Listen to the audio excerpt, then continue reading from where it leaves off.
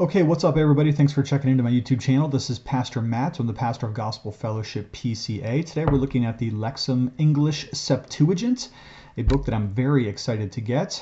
I mentioned in a very brief unboxing I did yesterday that Lexham sent this to me for free, although UPS never delivered it to me.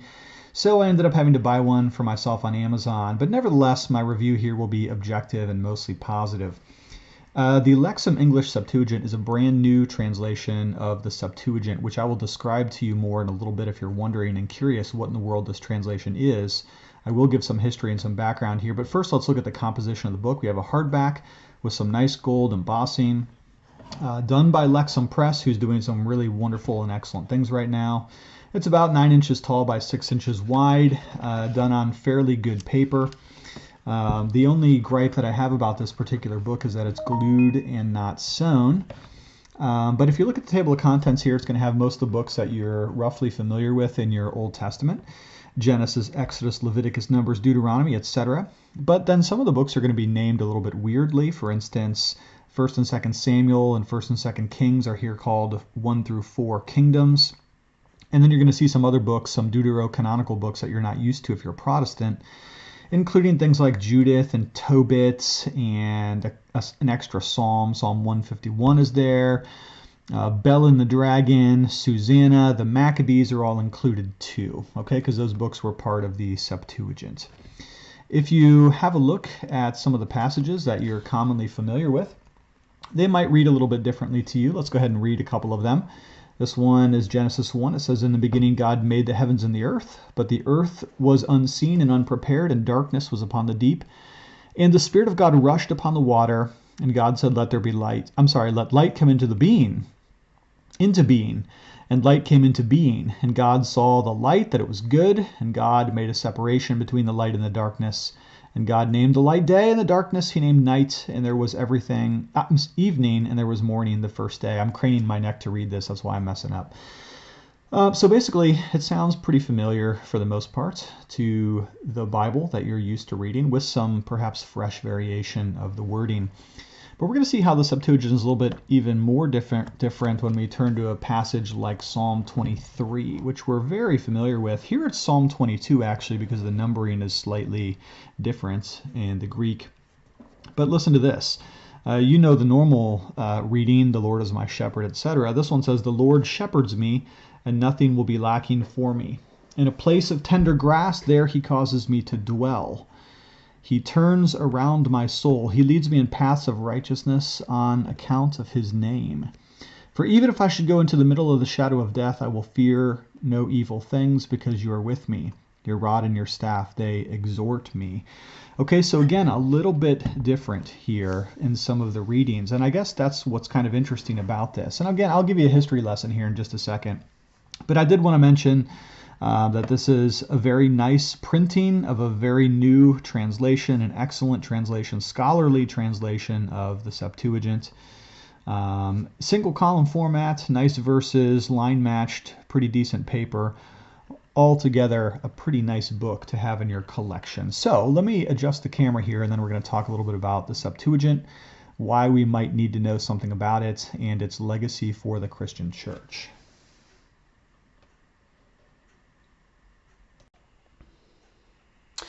Okay, so what is the Septuagint? Well, the Septuagint is the Greek translation of the Hebrew Old Testament. Now, the book that we just looked at is actually an English translation of the Greek translation of the Hebrew Old Testament.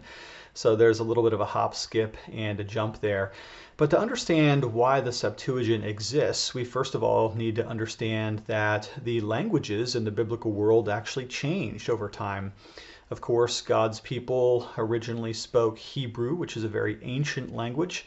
That's the language that Moses would have written in and David would have written in. But of course, Hebrew eventually gave way to Aramaic, or some kind of a formulation thereof, and Aramaic eventually gave way to Greek, which became the language of the world during the New Testament times. And then even there's already some indications that Greek is going to give way into Latin, and so by the time the early church is in full bloom with the patristics, a lot of guys are writing in Latin instead of Greek. But going back to that Hebrew-Greek dynamic, one of the things that God's people realized is that as less and less people spoke Hebrew and more people spoke Aramaic and then eventually Greek, it was time to make a Greek translation of the Hebrew Old Testament, and so we get our Septuagint. Now, the name Septuagint is actually the word that means 70, and that goes back to sort of a legendary or mythic story about how the Septuagint came to be. The legend has it that the king of Egypt wanted a translation of the Hebrew scriptures in Greek. And so he assigned 2 scholars or translators from each of the 12 tribes of Israel to work on a translation. And as the story goes, all of those 72 scholars ended up translating exactly the same thing word for word, and that became the translation of the Septuagint, which you'll sometimes see abbreviated with LXX, which would be the Roman numerals for 70. Now, who actually translated the Septuagint is a little bit unclear. It seems to have originated in the area of Alexandria and was probably done by some highly educated scholars, although we can't exactly name who they were. Probably some of it kind of came together a little bit more loosely than others. And some of the translations of the books are almost literal word for word Greek from the Hebrew. Others a little bit more paraphrastic or a little bit looser translations of the Hebrew Old Testament. But it became necessary to translate the Hebrew as people simply couldn't read that language anymore. It went essentially out of usage, and the common language of the world became Greek. So thus the need for that translation. Now, one of the things that you might not know, or perhaps you do, is that when the New Testament writers, who all wrote in Greek across the board, when they quote the Old Testament, here's a trivia question. What do you think they were quoting? Do you think they were quoting the Hebrew, or do you think they were quoting the Septuagint?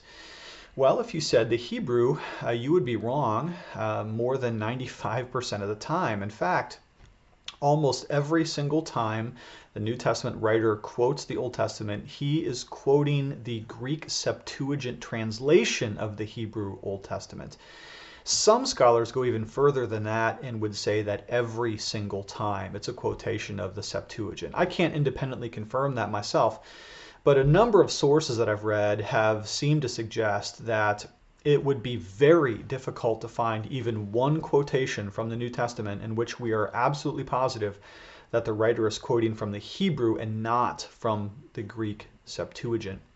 Now, the book of Matthew was one such book in which it was thought that Matthew was maybe quoting the Hebrew as over against the Septuagint, but even there, the quotations that have come into question, primarily from Jerome, who was one of the early translators of the Latin, the Vulgate, as we'll get to in a moment, he thought that maybe Matthew was working from the Hebrew, but even there is no one single quotation which cannot also be demonstrated to come from the Septuagint, Greek translation of the Hebrew Old Testament. So, what was Paul reading? He was reading the Septuagint. What was Jesus quoting from when he quoted the Old Testament? He was quoting the Septuagint. What does the author of Hebrews have at his desk as he's quoting numerous passages of the Old Testament? He too is using the Septuagint. What about 1 Peter, which has the most number of quotations of the Old Testament in a small, densely packed space? He too is a Septuagint reader. To underscore the importance of the Septuagint one more time, it's almost impossible to demonstrate any particular quotation of the Old Testament that doesn't come from the Greek Septuagint. That's how important it is to the early church. So what Bible was Paul preaching out of? Bible, as if he had a hardbound edition like we do today. That's not exactly how it worked. But what was he working from? It was the Greek Septuagint of the Hebrew Old Testament. So that's pretty important. Now, that's also going to explain something to you. Have you ever noticed that when you're reading the New Testament and it comes to a quotation of the Old Testament, have you ever noticed that if you look up the quotation in the Old Testament, sometimes it reads a little bit differently? You're like, well, wait a second, why does it say this? When if I go back to that passage in the Old Testament, it's kind of versed a little bit differently. The words are different, a different image maybe here or there. That's because they're quoting the Septuagint, the Greek translation of the Hebrew, and not directly from the Hebrew. So that brings up an interesting question when it comes to inspiration and authority of the Bible. And it's a question that was actually wrestled with in the early church, is which one then should Christians consider authoritative? Should we consider the Hebrew, the authoritative edition of the Old Testament, or should we consider the Greek? Well, you could certainly make an argument that we should use the Greek Septuagint because that's what the New Testament writers themselves were quoting. And so it does have apostolic approval in the sense that that's what they're working from. And believe it or not, the early church actually wrestled with this, and this conversation came to a head between two people that you'll probably know. One was Jerome, who I just mentioned, and the second is St. Augustine. Now, both of these are very important figures in the early church. Augustine, of course, is one of the great theologians. He could read Latin, wrote in Latin, could read Greek, right? But he didn't know Hebrew. And so what do you think Augustine favored? He favored the Greek. And Augustine argued rather forcefully that the church, the Christian church, should consider the Septuagint, the Greek, the official revealed word of God to the church. And yet Jerome argued with him back and forth. Jerome was a linguist. He could read the Hebrew, and so of course he's going to incline that direction.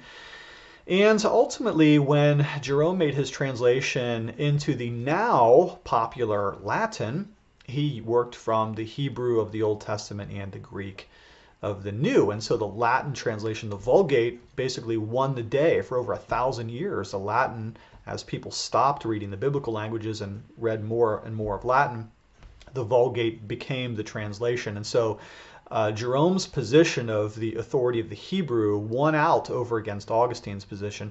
And that does make sense in the sense that when we're talking about biblical inspiration and authority, we do want to get back to the original text. What did David or Moses write? We don't typically consider translations to have that same level of inspiration that we would the autographs, because translation, has some difficulties with it. Translation is hard to do, okay? That's all I mean to say about that. So Jerome's position won out, and when it came time for the Protestant reformers, of course, we have this Advantes period where people want to go back to the original sources, and people began to study Hebrew again a lot more carefully than they had for a long time. And so that's why you find that a lot of the Protestant reformers went back to studying Hebrew again to recover that lost knowledge so that the reformers could be learned in both the Hebrew Old Testament and the Greek of the New Testament. And so the reformers considered the Hebrew the better translation, the inspired translation of the Old Testament. And essentially that's what's codified in the Reformed confessions, like the Westminster Confession of Faith, for instance. And I happen to have it right here. Let me just read to you a paragraph. It says, this is chapter 1:8 of Westminster Confession, says, the Old Testament in Hebrew, which was the native language of the people of God of old, and the New Testament in Greek, which at the time of the writing of it was most generally known to the nations, being immediately inspired by God and by his singular care and providence, kept pure in all ages, and therefore authentical, so as in all controversies of religion the church is finally to appeal unto them. And that's what I meant about translation. If there's ever a real doctrinal controversy, we don't hash it out necessarily between, the Message or the ESV or the New King James or the New Living Translation. What we really need to do for final authority is go back to the Hebrew and to the Greek. But there legitimately was a time, and some made this argument, that the Greek Septuagint of the Old Testament might have become the official standard version of the Old Testament for the church. Very interesting period. So if you have some interest in going back to study the Septuagint, well, let me just hold this up for you here again. The Lexham English Septuagint would be an awesome way for an English reader to read the Greek Old Testament translated from the Hebrew, then translated into English. I think you'll enjoy it. Now, if I brought up some interesting stuff for you today that you want to consider, let me mention a couple of other resources here. First of all, if you are actually a Greek reader, let's say you read Greek, well, you could skip the English and go right back to the Septuagint, and you can get that right here in this. This is by Hendrickson, the Septuagint with Apocrypha, translated by Brenton. This is a slightly older translation than the new Lexham translation, which is the newest and best.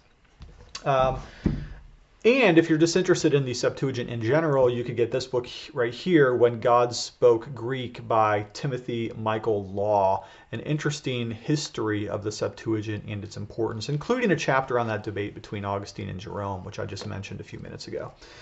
So that is some really awesome stuff, and I'm going to post a link to all these resources in the description of this video if you want to get the new Lexham English Septuagint, or you want to get Michael Law's book, When God Spoke Greek, the Septuagint and the Making of the Christian Bible.